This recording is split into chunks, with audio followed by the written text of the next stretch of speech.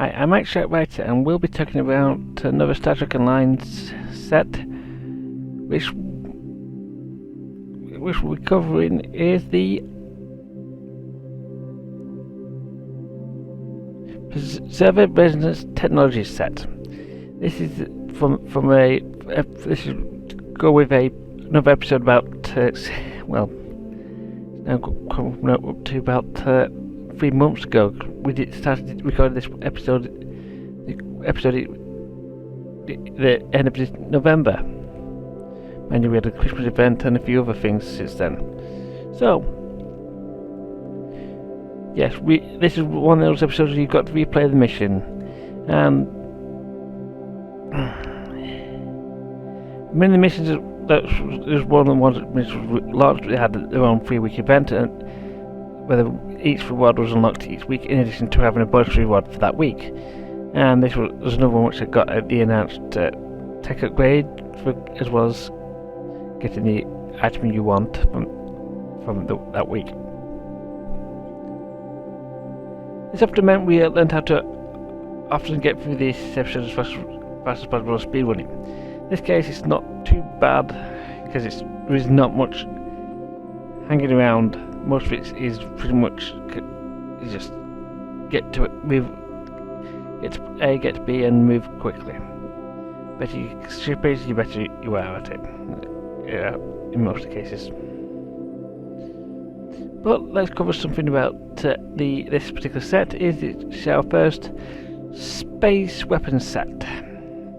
Now, many space weapon sets have more parts than the actual set bonus, as these sets contain multiple weapon types, and this set is no exception to this rule.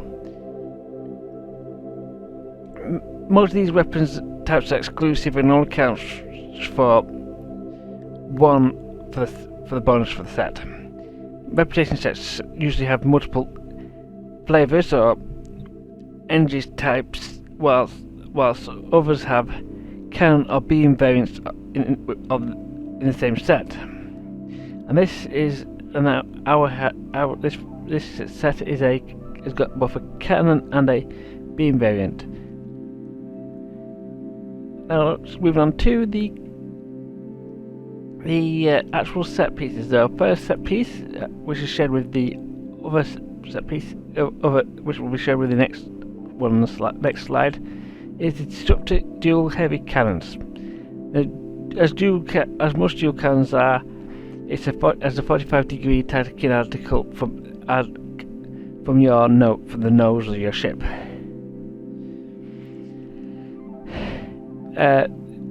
This produces slightly more disruptive damage than the beam array that's coming up next, but does cost 12 power when firing other weapons. And this on Twitter on hit, it has a 2.5 chance of creating resonant destruction wave. This resonant destruction wave has a 2 kilometer radius around the target, which does physical damage and just knocks out resistance for 8 seconds and increases damage to the shields by 15 for all energy types, and requires resonance amplifiers.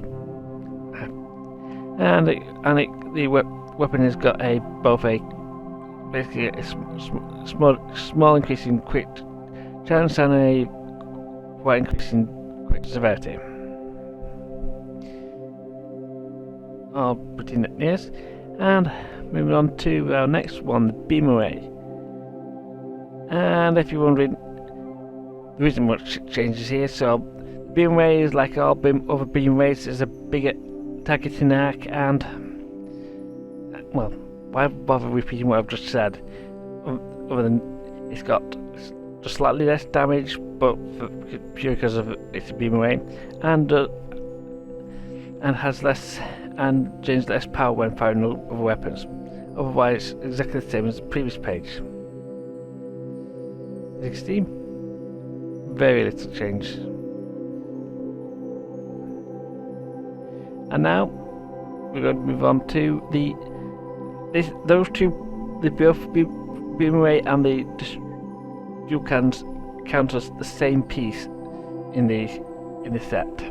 This next piece is set item number 2 in this 3-piece set, and that is the transphasic torpedo launcher. It just does kinetic damage with 40% bonus shield penetration. As with most torpedoes, is 90-degree targeting arc from ahead of your ship or behind your ship, depending on where you place it. And unlike the beam ray or cannons, it has a 33% chance of creating the resonant disruption wave, and has all the exact same stats as before beyond that. And now we're going to move on to the 4th piece of this set, which is the console.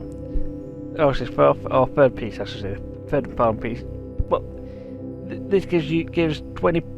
When you get it at Mark 12, it gives you 20% disruptive damage, 20% transphasic projectile weapon damage, and also grants peace in weapons and grants 4% armor penetration for lots of most weapons. That's not particularly too bad as it goes. But the big thing is, if we're going to carry a set, you're going to need to set your base much around the set bonuses. So let's move on to the set bonuses. Now the set bonuses are going to be quite simple. We have the resonant amplifiers as our 2-piece set bonus. So that's a energy weapon, that's either beam rate or dual cannons, and a torpedo or the tactical console. Or torpedo and tactical console. You can't have it. Does not count for the. You can't have the beam rate and cannons to make this count. But you get increased power setting, weapon power setting, which is not bad for a 2-piece bonus, and increases the ability, increases the damage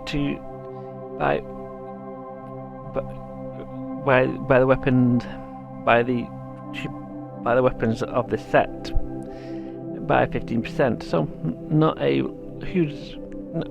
Sounds pretty nice there. And then we come on to the 3-piece set. The 3-piece set is a clicky activatable called the harmonic firing enhancement matrix, and for 15 seconds it applies a 4% firing cycle haste, which means your weapons will fire, energy weapons fire for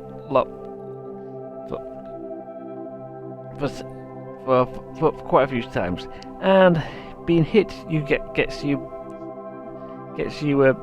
stack, which, and at 10 stacks you get 15 bonus damage. Now this purely is a bit of it. Being hit is not one of my favourite things about this, but you can make it work to some degree. Now the question is, I think, is who is it for? And it really is, who's this set for? As a new player, this set does really just fill out the gaps when you're starting out, because this will be your first chance of getting a disruptor set, because prior to this you only have one disruptor item, and even then you are relying on a disruptor set on your character getting through the Undine reputation to get the rest of the sets, which what Scarlet has done. It will not be the case for most players playing each episode back to back. Scarlet plays it a lot slowly. Now there is 2 issues that really hinder this set. This set at the head. The tactical console boosts 2 stats, which is about 2/3 of a standard console that we normally compare it to. A standard console is what you usually get dropped. So this is a Mark 12. Very rare, and Mark 12 very rare. Is usually has 30 power at Mark when you get 20% at Mark 12. Very rare. And the bonus stat, the 4% to 5% armor penetration stat, doesn't really make up the loss compared to the currently best in slot, the Fleet Spire tactical consoles. And the 2.5 or the 1 in 40 proc. It's hard to predict when it happens and requires groups of enemies to make it work, and it's quite often outclassed the science powers that you would need to actually use to create these big groups to take advantage of that proc. And if you're wondering, have I actually used this set? And the answer is yes. 2 of my Klingons actually have flown this set in the past. At least one part of this set. But both the beamway and the cannons, if you're wondering. Other more recent sets which we haven't covered are non-story sets. Now outclass sets set reasonably well, and it's very hard to use it when you're basically using two of your weapon slots of your up to 8 weapon slots, and your limited tactical slots around that, so it ends up being a bit of it really is outclassed. But I have considered it for the budget build of the character. I was actually going to copy my old T5U Fleet Carthy setup, but that I decided to go with another energy type instead, which was Phaser, and it was reasonably easy for me to build that up. But the real reason to run the episode is to use the destabilizing resonance, get the destabilizing resonance beam. It does quite for the. This is the lowest ability, and these numbers will depend on your setup of your character and your ship.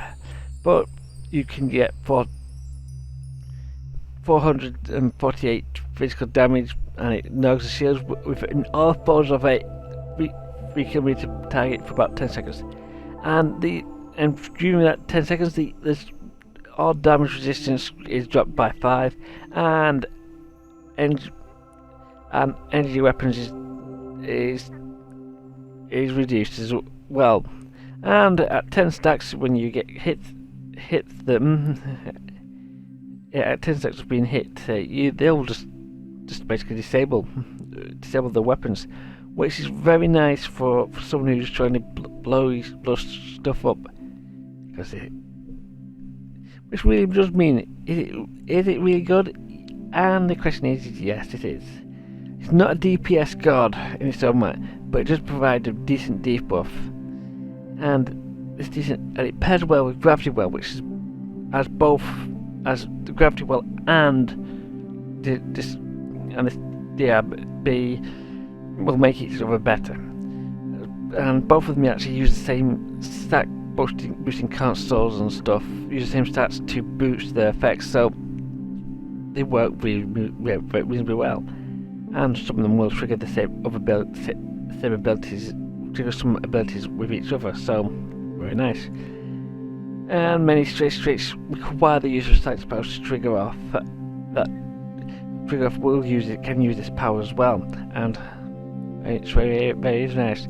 And if not anything, it's a very flashy night show, which I could have shown you here.